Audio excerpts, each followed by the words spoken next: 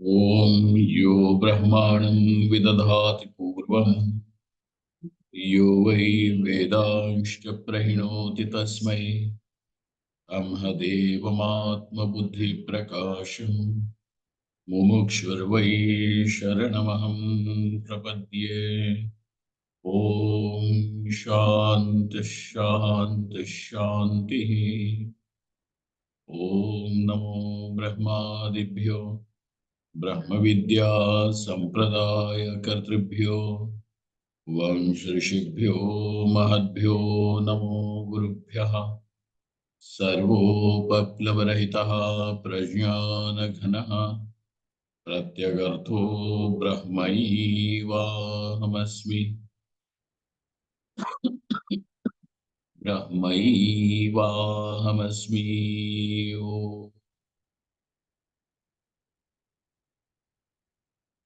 वेदान्तार्थविभासकाय गुरवे शान्ताय सन्न्यासिने नानावादी नगेन्द्रसङ्घपवये योगीन्द्रवन्द्याय च मोहध्वान्तदिवाकराय भगवत्पादाभिधां बिभ्रते तस्मै भाष्यकृते नमोऽस्तु सततम् पूर्णाय बोधात्मने।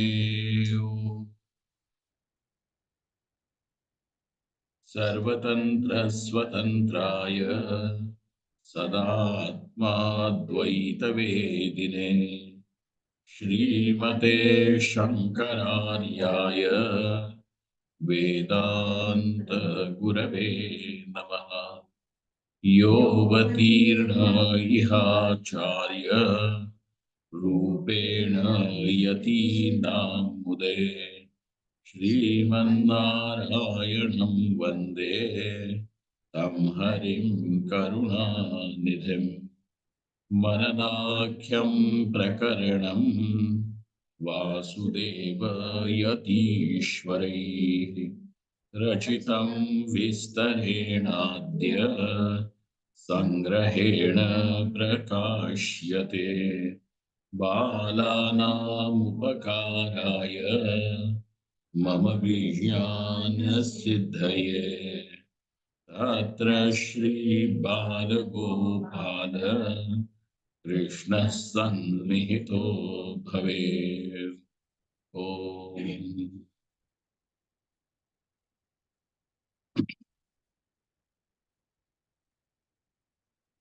There was a question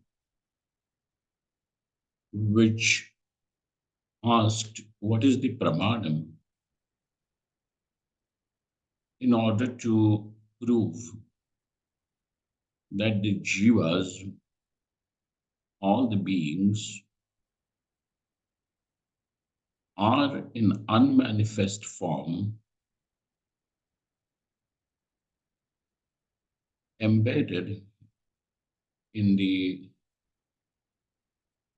prakriti, the primordial cause, before they become manifest as sentient beings and start transacting in this world. There was this question of pramanam. Now, this answer actually has been given by the author in the very following line, where he has said that ayam anubhavaha sakala jananam sushupti avasthayam asti, wherein we understand that the experience of everything, including the sentient beings in unmanifest form, is our experience of the deep sleep.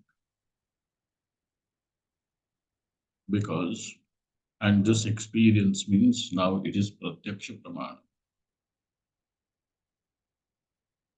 So, in one way, Just as the saying goes, हाथ कंगन को RC क्यों? Why would you require a mirror to see the bangles in your wrist? Pratyaksha pramanam is there for it. The state of deep sleep is where one sees that there is nothing,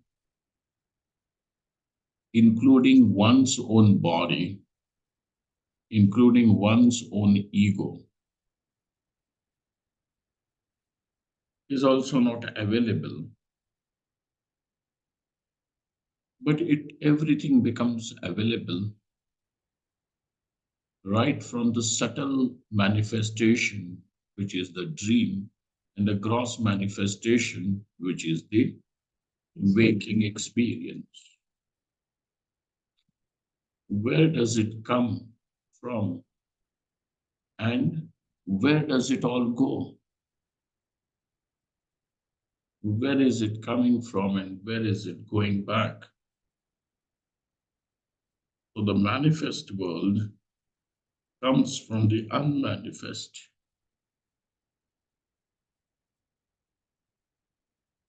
Is our experience. So the pratyaksha pramanam is one pramanam. Now, in this case, a little error, a chance of an error may exist. And therefore, now we are going to say that we require some sort of a shruti pramanam.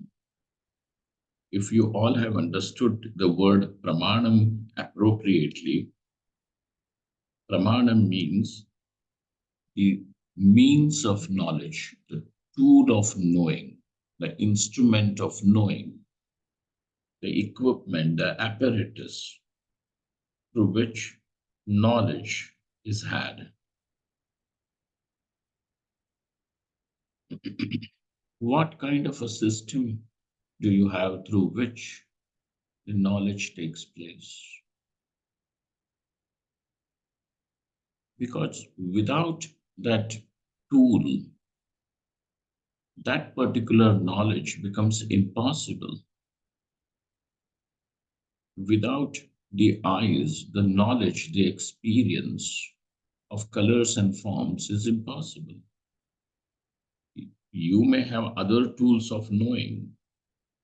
You may have a very sharp faculty of hearing, but the knowledge of colors and forms cannot be had through any other faculty, no matter how sharp it is. Therefore, now the question is, do you have Shruti as the pramanam over here or not? Shruti meaning the Veda as the pramanam. And we are going to say that you have to understand there are these two explanations to it. When the Acharya brings this, then there is one possibility that this has been explained through the tradition, and therefore now we are through the Vedic tradition, and therefore somewhere we are left with one option to understand it as there must have been some Shruti, which that part of the Veda over the period of time we have lost. So there existed one Shruti like that, some mantra which existed, which explained the state where all the Jivas, all the sentient beings, the living beings, are what happens? Are in the unmanifest, in the womb of the unmanifest. And from the womb of the unmanifest, the total manifest world arrives. Actually, this is the Pratyaksha Pramanam is there. But another one is that there is Anumita Shruti, that since this knowledge comes to us through the Vedic tradition of teaching and learning, we do not have a direct Shruti. Now, there is one gentleman, Unniji, that was his question. Are you listening, sir? Swamiji, Namaskar. It was not mine, but it was one of my friends, Sundar's question. My question is, Swamiji, this is Sundaram from Chennai. I only raised this question. I understood the two pramanas which you told. One is Pratyaksha pramana, another probable cause that we could have lost that Shruti pramana. Yes, there is, and it is called as Anumita Shruti. Okay. There is a third pramana, which means that there is Shruta Arthapatti. Arthapatti is one form of pramana. Now, we are entering into an area which demands some sort of an background and little elaborate one. But you can now, because if we go into that, it will consume a lot of time and we will not be on the track with the author. But you can understand. Is my voice clear to you? Yes, sir. Yes, Swamiji. All right. Thanks, sir. Yeah. So, this is called a Shrutarthapatti. Arthapatti, for example, when it is said that Brahman alone is the reality, Atma alone is real. Let us say there is a sentence, Asadeva Some Idamagra Asid Ekameva Dvitiyam. This is a very important shruti. We should do japa. I mean, these shrutis are not meant for japa, they are meant for Shravana Manan Nididhyasanam. So what happens over here, when it is said, Atma alone is real. Now, naturally, what is your next question going to be? What about Anatma? Correct? When you say the self alone is real, then what is the other part of your experience?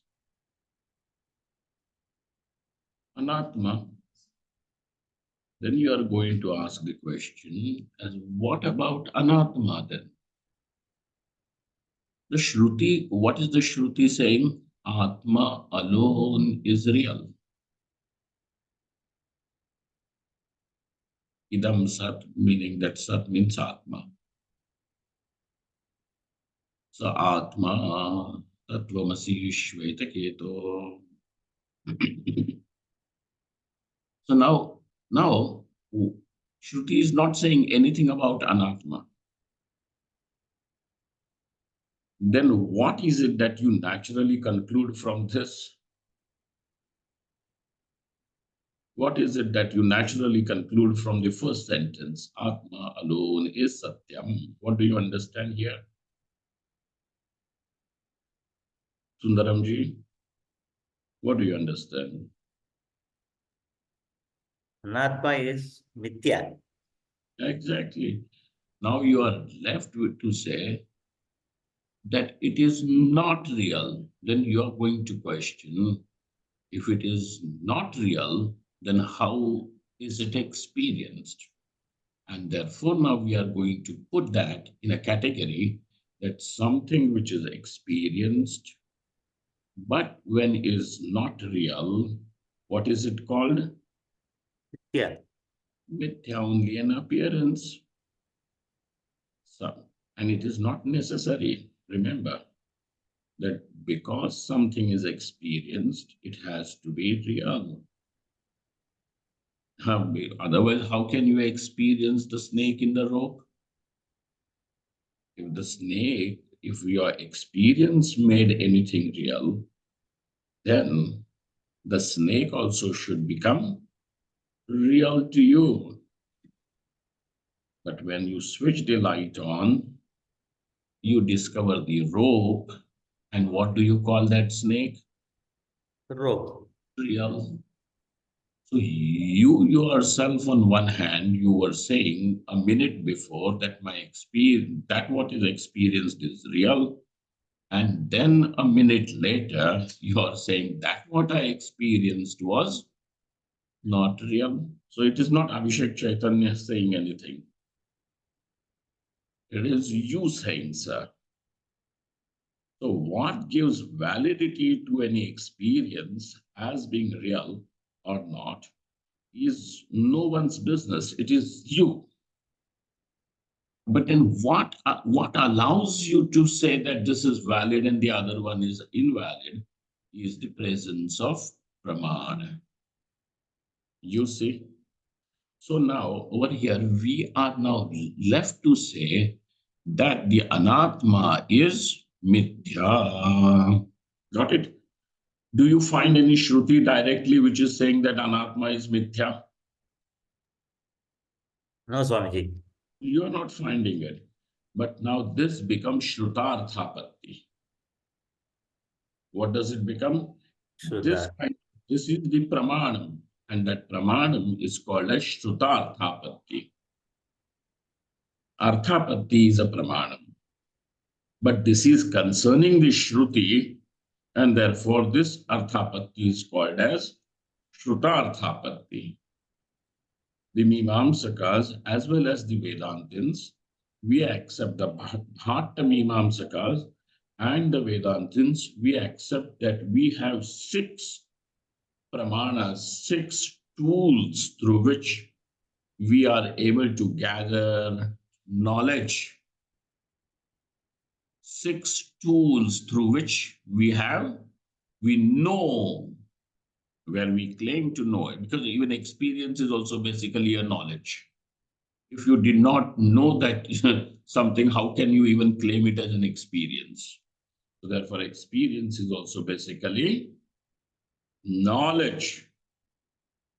So now, this 6 pramanas are there, out of which one is arthapatti. I will give you yet another example of arthapatti. Now, let us say myself and Unni ji, you, we both are walking by Ganga, and then Sundaram comes over there and he says, Are Unni, come for dinner to my place tomorrow. Just you come, okay? Now, what does that sentence mean? Only Unni, you, and not Swamiji. So Swamiji understands that only Unni has to go to Sundaram's home. I don't have to go.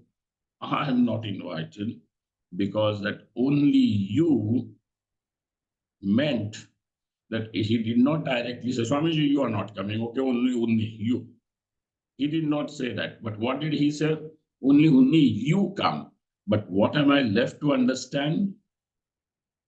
Not you, only. This is called as arthapatti. So do we don't understand something from where in order to fit our understanding? This sort of this kind of an understanding which comes, then it comes through a pramanam called as arthapatti pramanam. Okay, the classic example of arthapatti is Pino Devadattaha Divana Punte. You remember all this? Yes. Yes. He's fat, but he's not eating. Yeah. Pino Devadattaha Divana Punte. Not he is not eating. He does not eat during. Nobody has ever seen him eat during the day. And he is stout, healthy. And 6 months we haven't seen this fellow. eat at all, and also he has not lost even an ounce. What is the reason? Nobody has seen him during the day from morning 4 till evening, night 9. No. So you say that Divana bhukte naktam bhukte. He eats at night. Got it? Yes, Swamiji. This is called as Arthapatti. Similarly, over here we have Arthapatti as the Pramanam. So now you were asking for Pramanam, and we have here three things. One is the Pratyaksha Pramanam. Then the second one is Anumita Shruti as the Pramanam. The third one is Shrutarthapatti. So I hope your question is answered. I have tried to. Furthermore, now comes the question, as I am Ishvaraha, those who have the book, I am Ishvaraha, kena prakarena jagat srishtavaniti chet. Now we have understood who this Ishvara is. Who is this Ishvara?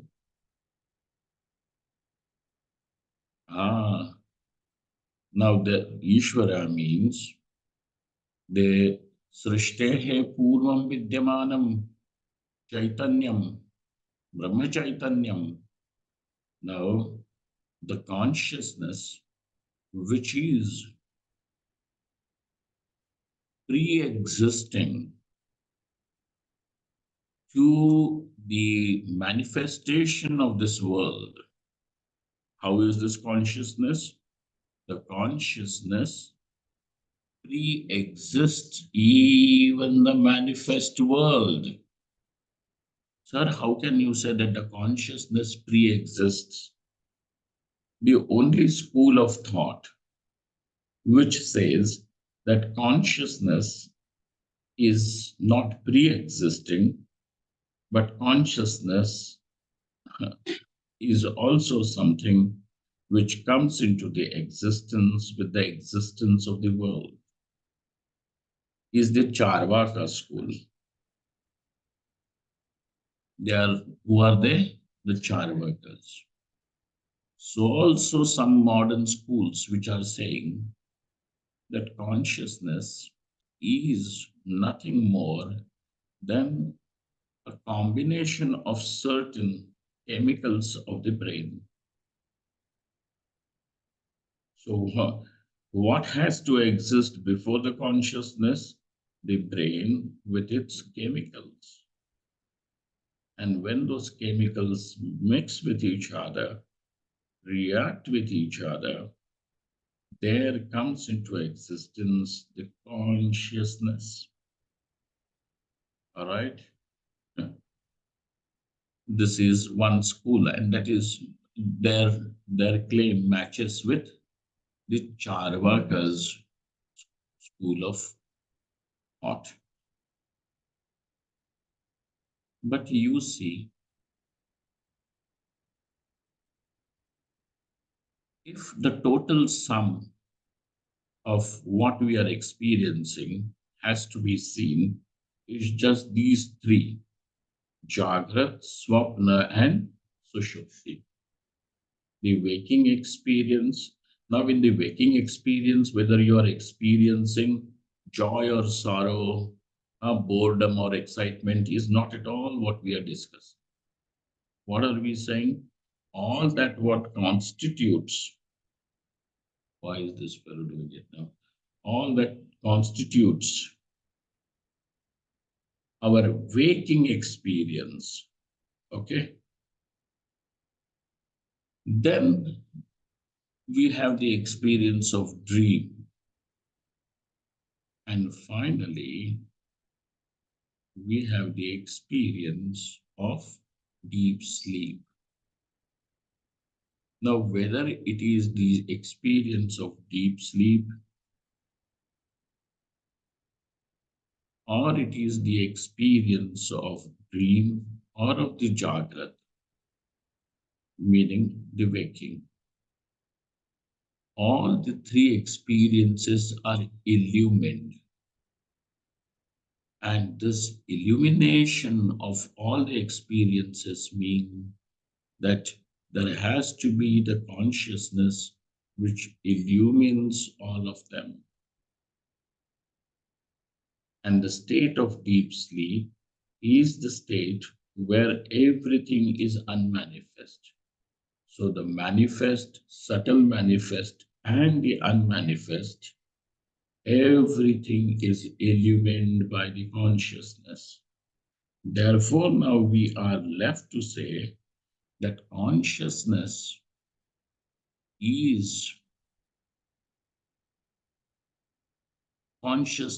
pre-exists even the manifest world. Irrelevant whether that manifestation is subtle manifestation or gross manifestation. I'm not saying gross, it is gross. Gross manifestation, something that is tangible, perceptible through the senses. All right? Is that clear? Therefore, the claim that the consciousness is something which comes into existence later on, which was one of your questions, if life is a precursor to consciousness. No. And what you mean by life is the expression of consciousness in the inert matter. You see, for example, the egg cell and the sperm cell from the mother and father comes together and it starts multiplying and becomes the fetus. Okay. It becomes the fetus. So earlier, before they are conjugated together, they exist with only a possibility that it can become a living material. Before that, it is not a living material. Before that, it is just some sort of a chemical combination, right? With only the possibility that it will become a living being. So thus, we have the inert matter, and when it comes together and starts showing visible, tangible signs of life in it, the multiplication of the cells and so on and so forth, and taking a form of a fetus. So you are saying that what is life? Expression of consciousness in the inert matter. You see this? And what are the expressions? There could be various. In the beginning, it could just be some sort of a throbbing, which is the pranas. So prana is one expression. The person is speaking is yet another expression that he is living.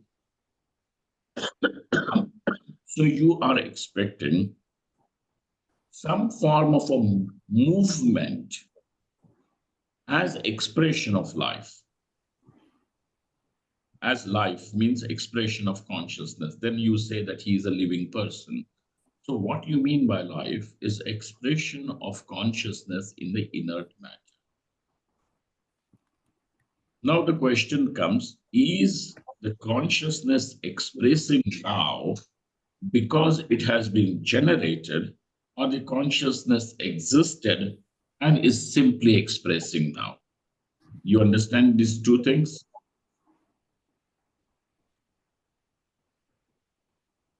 The body, of course, the body is inert matter. Ask anyone, any of these doctors, and they are going to tell you the list of all chemicals, the calcium, sodium, and these are the people. Naturally is there, and then there is this channel, and these people will tell you that a whole lot of chemicals only are there. If our body is nothing but what? 70% water, your tap water, isn't it?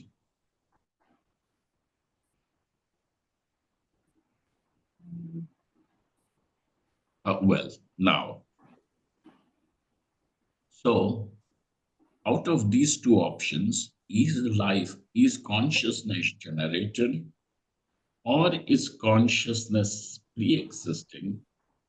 This question is answered by the Shruti, which says, idamagre vartate, idamagre asit.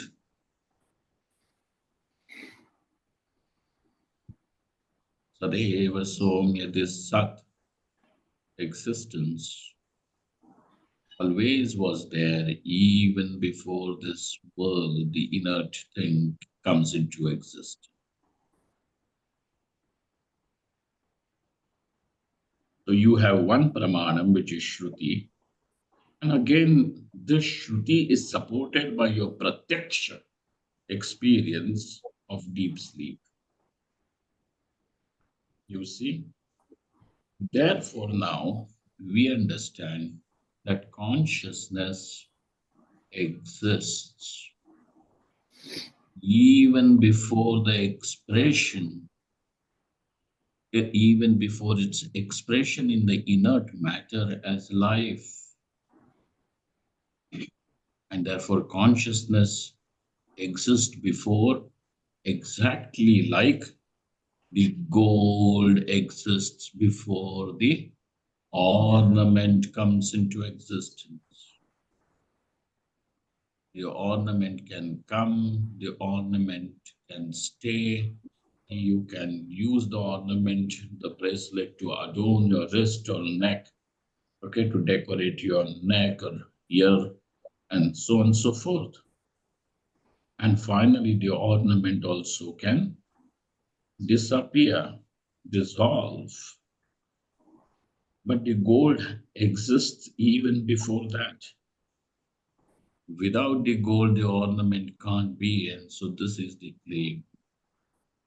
This consciousness is how Srishtehe Purvam Vidyamanam. How is this consciousness? Srishtehe Purvam Vidyamanam Chaitanyam. And this is Brahma Chaitanyam. Why is it Brahma Chaitanyam? Because this is limitless, boundless. There is no boundary. Time, space, object, attributes to this Chaitanyam. And therefore, this is Brahma Chaitanyam. The word Brahman means that which is pervasive, expansive. Like the gold means it can accommodate. The gold can accommodate in it every bangle, every bracelet, every crown, every anklet, everything.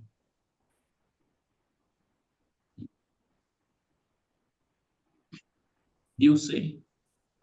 And therefore, Srishtehe Purvam, even before this world comes into existence, Vidyamanam Chaitanyam. How is this Chaitanyam? Now is Ishvaraha. Why is it, when will it be called as Ishvara? When this Chaitanyam is reflected, Pratibimbitam, in Maya. What is this Maya? Shuddha, Vishuddha, Sattvam. Okay. So, Tatra Maya, Vishuddha Sattva Pradhana. Got it? If you remember. So, that's why it's important. Don't miss the links. Whereas I told you that the first chapter is kind of, it can become a little tedious if the links are. Oh, yeah. Who's angry at me? Oh, sorry, that was No my fault. worries. Very sorry. No worries. Okay. So, tatra maya vishuddha sattva pradhana, tatra pratibimbitam sat, which is Chaitanyam. That Chaitanyam is Brahma Chaitanyam. And how is it? Srishtehe Purvam Vidyamanam Chaitanyam. That which is now reflected in this Shuddha Sattva is called as Ishvara. How is this Ishvara? He is the Karanam, he is the very cause of this world. What is this world? Anything that is recognized as not I is what you call as the world. Hmm?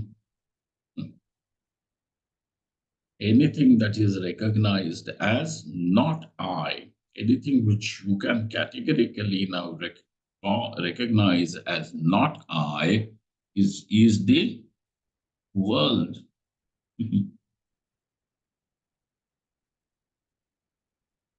So just don't understand world as, the stars and moon and the sun and the mountains and the streams and the rivers and the trees and the butterflies and the oceans as well.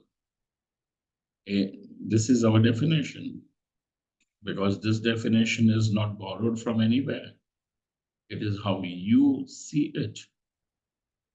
For example, as long as the bread is in your plate, you can categorically can call it as not I. This is bread. And somebody says, well, this bread is not good, or this, you don't feel bad. When you have consumed the bread, and now that bread goes on to become the muscles and the fat, and then you say, hey, this is not good. You're calling me ugly? Huh?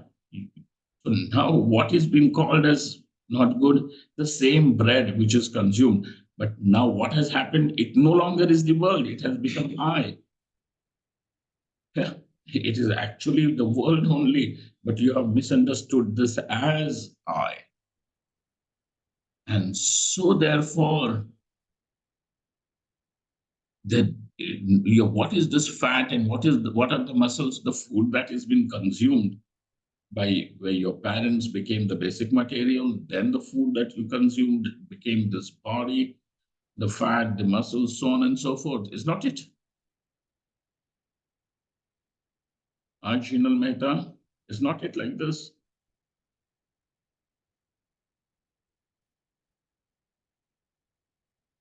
So you see, this is it.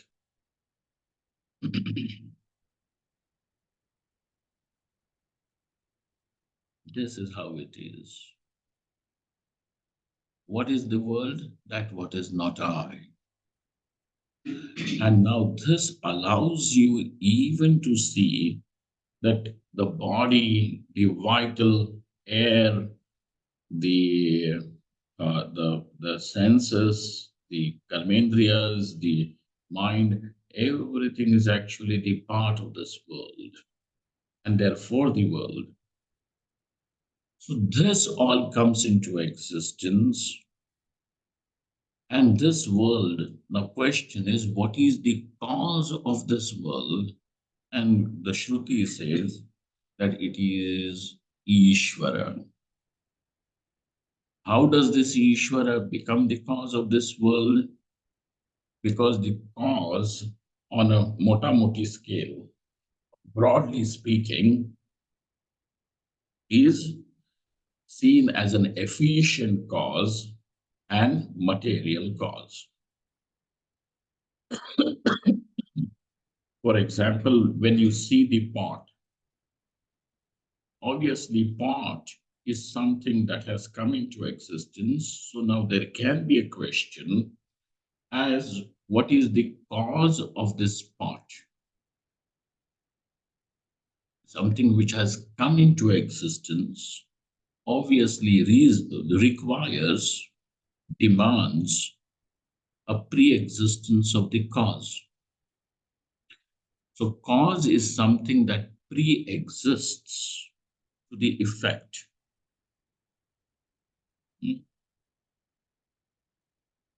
Purvakshana Vartamanam it should be.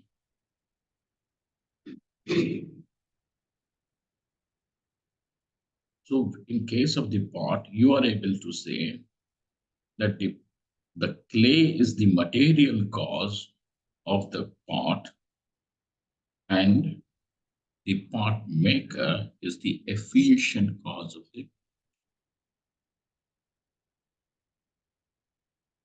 So also this world, what is the cause?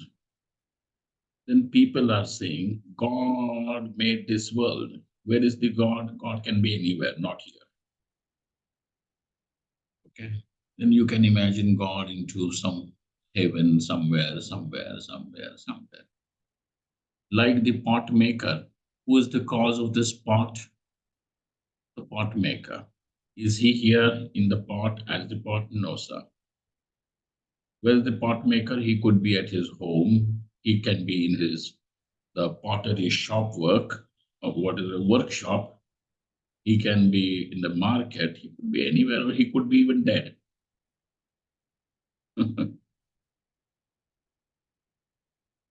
But the pot maker has to be there. Similarly, they are saying there is God. That's why Friedrich Nietzsche says God is dead, gone, just as the pot maker. He made the pot and gone. The pot, the effect is there, but that fellow is gone. Yeah? There is that Friedrich Nietzsche's very famous statement. You know that? God is dead. Don't you smell the stench?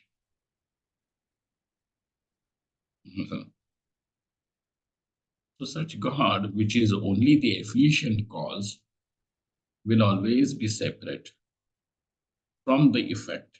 But the material cause, which is the clay, can it be separate from the effect? No. So wherever the effect is, even the material cause remains. Now we are going to say that this Ishvara is what? Consciousness with the adjunct of Maya. I'm going to use these terms now because, we have given a good thought to this word Maya also. Vishuddha Sattvam, Shuddha Sattva Pradhana. You remember, right?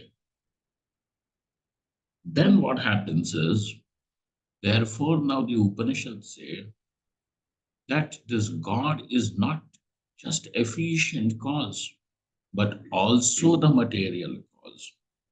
So by the word God, what do you understand? That which is the efficient cause and the material cause simultaneously is God. Okay? God meaning Ishvaraha. God meaning what? No, you start using the technical words. Just don't keep toying with, the translations which have other connotations associated to those words. Ishvaraha, the cause. How is this cause? Abhinna nimittopadana karanam. Okay? Non-separate, efficient and material cause. Abhinna nimittopadana karanam. So now, well, let this be the cause. But the question now comes is, I am Ishvaraha. Now we are not talking about any other idea about the Ishvara. This is the Ishvara. consciousness reflected in Maya, and thus now becomes the cause, both efficient and the material. How does it become the material cause? With the prominence of the adjunct becomes the material cause, and with the prominence of consciousness, it is called as efficient cause. Everything clear to you so far? Can we go forward? Any question at this point? So now, Swamiji, I have one quick question. I'm not switching on my video because there is some problem with my network. I have put that question in the chat. So when, in the beginning, when we were discussing that the anatma is mithya, right? Anatma is mithya, and you gave 3 pramanas, Anumit Shruti and Shrutartha Patti as well. And along with that, in the beginning, you said something about Pratyaksha Pramana as well, the first Pramana. So I'm a little bit lost here, Swamiji, that how could we come to the conclusion of that Anatma is Mithya with Pratyaksha Pramana? who said it? This is no.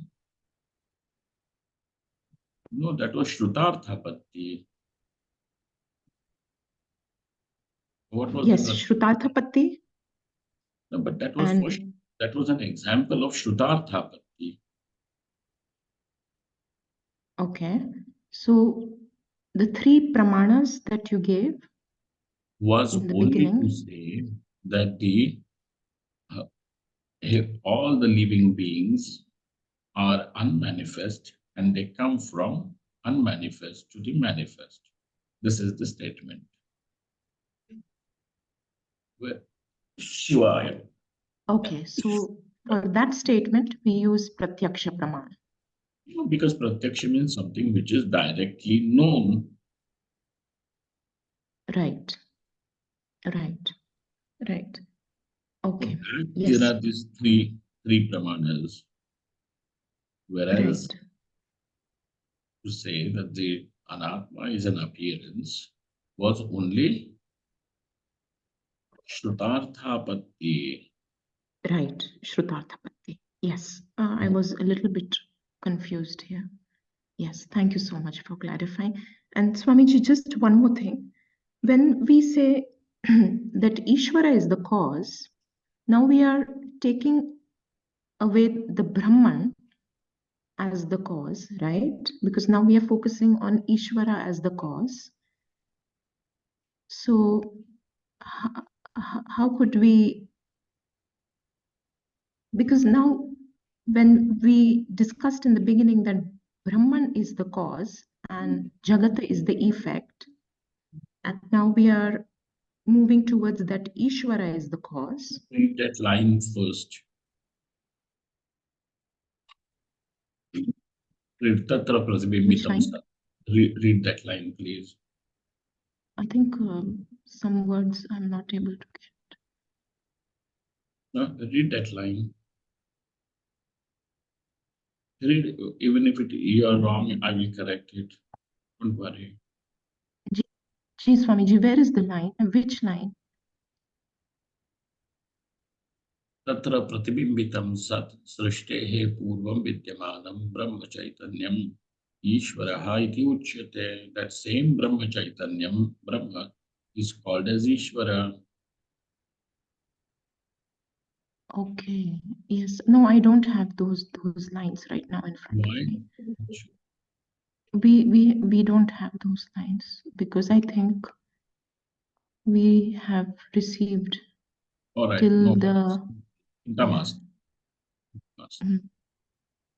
Okay, now I get your point. Yes. Now is the question as how Does this Ishvara create this world, creates this world? Okay. Now comes the world meaning, all the objects, etc. Not only those objects, even the equipments through which these objects are perceived and experienced. Okay, everything. How does this Ishvara create it? Creates it. Ayam Ishvaraha kena prakarena jagat srishtavaniti iti ched. If this is your question, uchyate. Now, put another in this one line, I am Ishvaraha. You have that line, right, everybody? I am Ishvaraha. Now you understand, he's saying, I am Ishvara. This is the Ishvara that we are saying. This is the Upanishadam Brahma. Okay? Oh, then, but we believe in another God is something. No, we are talking about this Abhinna Nimittopanana Karana. What is the meaning of that word? I am this Ishvara means what? This Ishvara means Abhinna Nimittopadana Karanam iti. Katham kena prakarena Jagat Srishtavan. How did he become? How did he create this world? If this is your question, Uchyate. Now we are going to answer this topic. We are going to deal with this topic. All right. You know what? I'm going to close this class a few minutes earlier today. I hope you all can forgive me for that. But we will come back to from the Uchyate in our next session. So this is what we have seen, and this is what we have not only recapitulated, but we have even brought in some new, more light on what we have studied earlier. Om Purnamadaha Purnamidam Purnat Purnamudachyate Purnasya Purnamadaha Purnamidam Om Shanti Shanti Shankaram Shankaracharya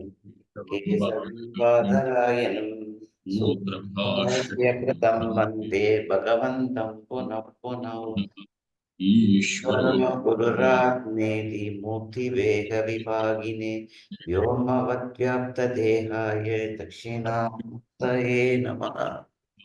Om Shanti Shanti. Shanti Namah Parvati Pataye Hara Hara Hara Mahadeva.